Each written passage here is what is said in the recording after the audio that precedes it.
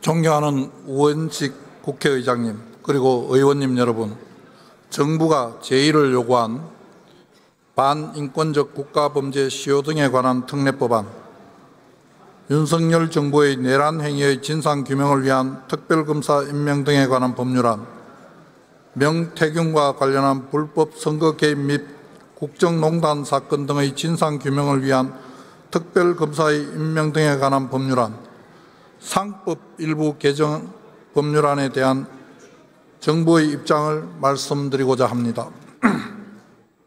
먼저 반인권적 국가범죄 시효 등에 관한 특례법안의 문제점을 말씀드리겠습니다. 우선 반인권적 국가범죄가 헌법상 명확성의 원칙, 평등의 원칙에 반하고 시효제도의 본질에도 부합하지 않습니다. 이 법안은 반인권적 국가범죄에 대한 명확한 정의 규정 없이 죄명만을 열거하고 공무원의 살인이나 군대 지휘관의 가혹행위로 인한 사망, 중상해뿐만 아니라 수사기관의 직권남용 등도 고소인 등의 일방적인 주장만 있으면 반인권적 국가범죄에 포함시키는 문제가 있습니다. 그리고 명확성의 원칙과 관련하여 대법원은 법안에 규정된 수사 또는 기소에 관한 직무, 공무원의 범위 및 사건의 실체를 조작, 은폐라는 개념이 불명확하고 예측 가능하지 않게 범죄의 범위가 확장될 수 있다고 지적하였고, 대한변협도 대상자를 예측하기 어렵고 사건 실체 조작, 은폐 부분은 명확하지 않은 개념이라고 지적하였습니다. 한편 현행법상 내란 외환의 죄나 성폭력 범죄로 사람을 살해하는 죄 등과 같이 공소시효를 배제하는 범죄들은 법정형의 대부분 사형, 무기형 등이 규정되어 있는 아주 중한 범죄들입니다. 그러나 이 법안과 같이 통상적인 사법방해 행위에 대해서까지 시효를 일괄 배제시키는 사례는 찾아보기 어려워 평등의 원칙에 반할 소지가 있습니다. 이 법안은 사망, 중상해나 국가보안법 제12조 무고날조를 제외하면 상한만 규정된 법정형이 가벼운 범죄들이고, 공소시효는 모해위정, 증거인멸과 범인 도피 외에는 7년에 불과합니다. 아울러 시효는 법적 안정성만이 아니라 한정된 자원을 효율적으로 배분하여 더 많은 사람을 구제하는 순기능도 있습니다. 불분명한 개념 정의로 비교적 가벼운 범죄들까지 시효를 배제하기보다는 사법 절차 내에서 신속한 구제가 이루어지도록 하는 것이 더 바람직하다고 생각합니다. 또한 민사 단기 소멸 시효를 배제한 판례나 유사 입법례가 없고 진정 소급 입법으로 위헌 소지가 있습니다. 소멸 시효는 장기간 권리를 행사하지 않는 경우 법적 안정성을 저해하는 것을 방지하기 위한 민사법의 대원칙이고, 단기 소멸시효를 배제한 판례나 입법례가 없어 소멸시효의 일률적 배제는 과도한 측면이 있습니다. 한편 피해자 본인에 대한 소멸시효 배제를 이미 소멸시효가 완성된 경우에도 적용하는 것은 헌법에서 원칙적으로 금지하는 진정소급 입법이므로 위헌 소지가 있습니다. 그 외에도 과잉금지 원칙이나 다른 법률과의 체계 정합성 같은 문제가 있고, 국가의 범죄 대응 역량 약화와 같은 부작용이 있을 것으로 예상됩니다. 우선 과잉금지 원칙 측면에서는 과거 법안들과 같이 살인 등 중대범죄와 관련성이 있는 사법방해 행위의 시효를 정지시키는 방안이나 법정형을 상향하는 방안 등 기본권 침해를 최소화하는 대안들이 있습니다. 또한 체계 정합성 측면에서는 기존 유사 법률의 헌정질서 파괴 행위, 집단 살해죄 등이 민사 소멸시효에 대한 특칙을 두지 않는 점과 상충되기도 합니다. 마지막으로 이 법안에 따라 수사를 하면 평생 불이익이라는 인식이 확산되면 수사부서 기피 현상이 심화되고 국가의 범죄 대응 역량이 약화되어 민생범죄 대응에도 공백이 발생할 것입니다.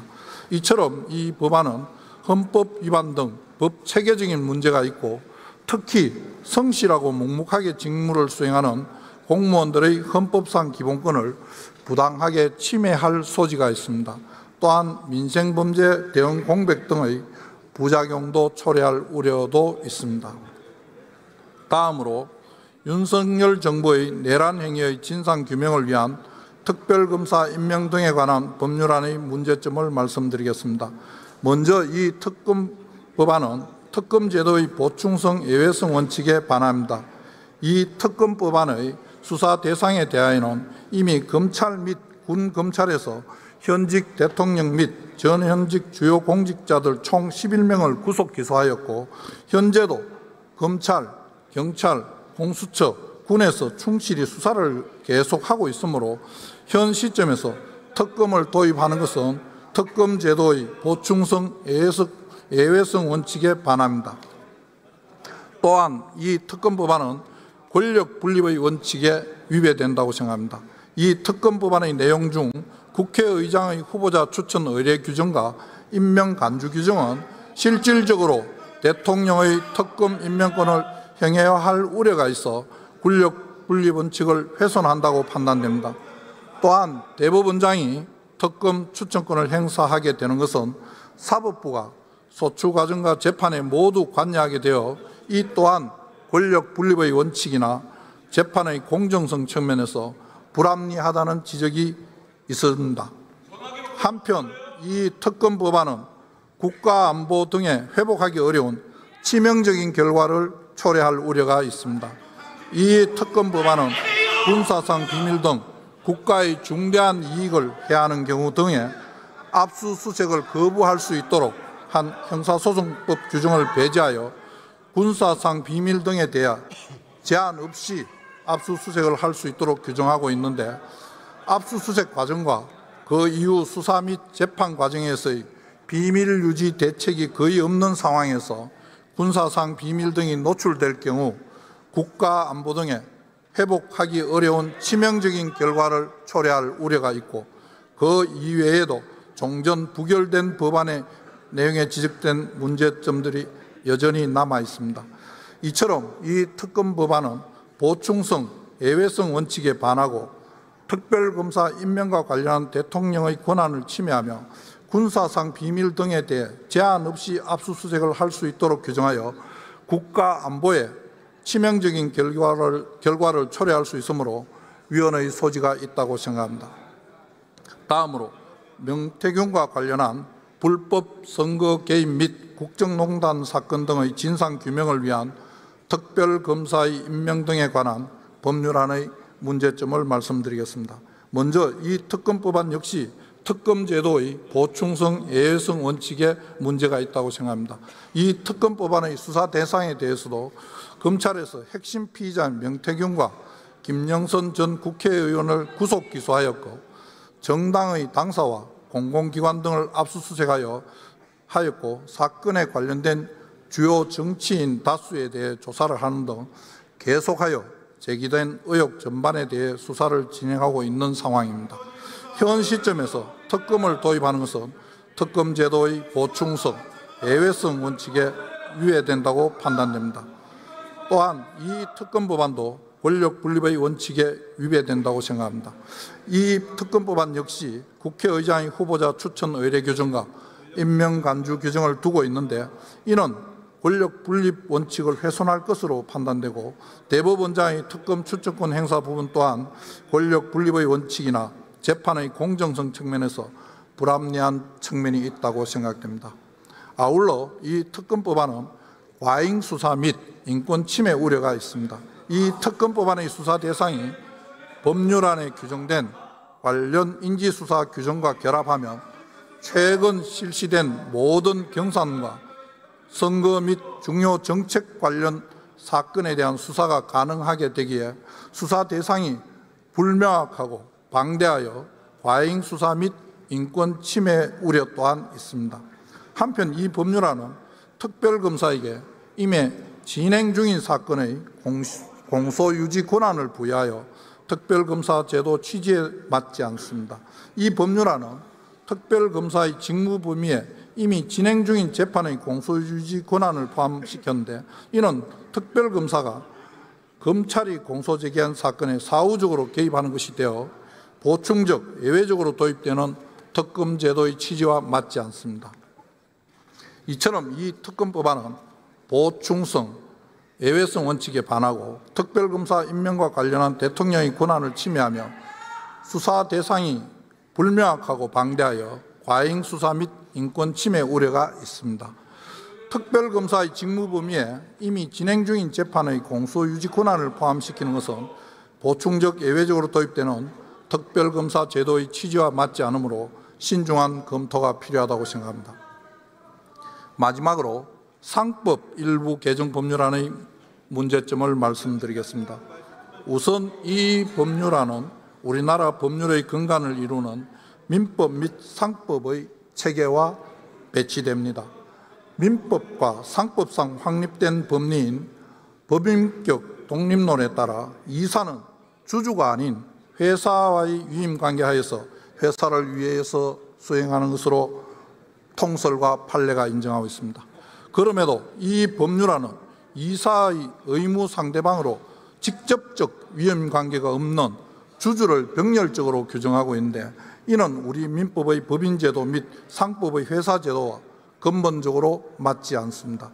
이사의 주주에 대한 충실 의무는 불문법 국가인 미국의 일부 주에서 판례법상 특별한 경우에 인정되는 법리일 뿐 이 법률안과 같이 성문법의 포괄적인 형태로 이사의 주주에 대한 충실 의무를 규정하는 나라는 확인되지 않습니다. 이에 국회 전문위원과 법원 행정처도 우리나라의 기본적 법 체계에 맞지 않다며 우려를 표한 바 있는 것으로 알고 있습니다. 다음으로 이 법률안은 의무의 충돌 상황에서 이사에게 어떤 행동을 해야 하는지 그 기준을 제시하지 못합니다. 이 법률안은 개별 주주에 대한 충실 의무를 규정하고 있으나 주주마다 이해관계가 모두 상이하므로 이사의 각 개별 주주에 대한 의무는 서로 충돌할 수밖에 없습니다.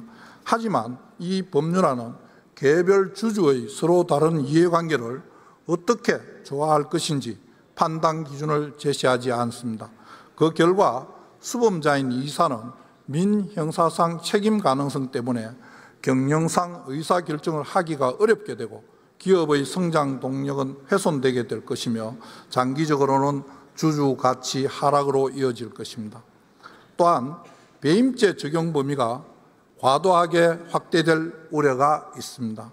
현행법상 개별 주주에 대한 배임죄는 성립하지 않는 것으로 해석합니다. 그런데 개정안은 이사의 주주에 대한 신임관계를 규정하는 것으로 해석될 수 있고 이 경우 개별 주주에 대한 배임죄까지 성립하여 처벌 범위가 확대될 우려가 있습니다. 주가 하락 등을 계기로 일부 주주들이 고소와 고발을 남발하고 경영진을 압박하는 경우 지금까지와는 다른 차원의 혼란이 유발될 것입니다. 배임죄는 기술 유출, 공공비리 등 회사법 외의 영역에서도 폭넓게 적용되고 있어 폐지 시 형사처벌에 공백이 발생할 수도 있습니다. 그러므로 배임죄의 폐지가 대안이 될 수도 없다고 생각합니다. 아울러 이 법률안은 입법 취지와 달리 주주 보호에 역행하는 방식으로 해석될 소지도 있습니다. 개정안의 취지는 이사가 지배주주 이익만 추구하는 결정을 할 때 일반 주주가 손해배상을 청구할 수 있게 하는 것입니다. 그러나 주주 모두를 만족시킬 수 있는 그런 상황이 아닌 의무의 충돌이 발생되는 상황에서 이사는 다수결의 남용이 아닌 이상 지배주주를 포함한 다수의 이익에 충실한 판단을 할 수밖에 없습니다. 입법 목적과는 반대로 이 법률안에 따르면 지배주주를 위해 의사결정을 한 이사가 면책될 가능성이 더 높아집니다. 그 이외에도 개정안은 여러 위헌 소지가 있습니다. 이사에게 금지되는 행위가 무엇인지 어떻게 하면 면책이 되는지 예견할 수 없어 명확성의 원칙에 반할 소지가 있습니다. 그리고 법률로 국민의 권리를 제한하거나 의무를 부여하는 경우 과잉 금지의 원칙을 준수하여야 합니다.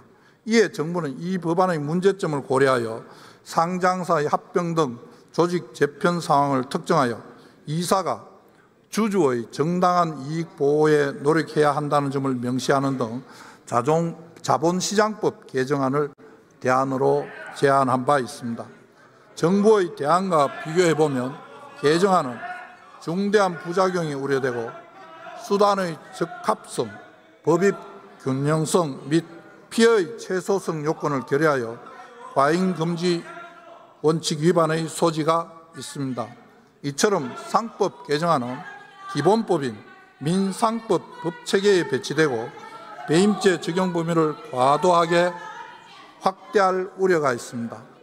또한 입법 취지와 달리 회사 경영진에는 불확실성을 초래하면서 주주 보호에 역행하는 방식으로 해석될 소지가 있고 위헌 소지도 있는 등 많은 문제점을 가지고 있습니다. 지금까지 정부가 제의 요구한 법률안들의 문제점을 간략히 설명드렸습니다. 이 법률안들은 그 내용에 있어 헌법에 위반될 여지가 상당하거나 부작용이 심각할 것이기 때문에 이를 바로잡는 것은 정부에 부여된 당연한 책무입니다. 의원님들께서 이러한 점을 깊이 고려하셔서 부디 이 법률안들의 문제점을 다시 한번 살펴봐 주실 것을 간곡히 요청드립니다. 감사합니다.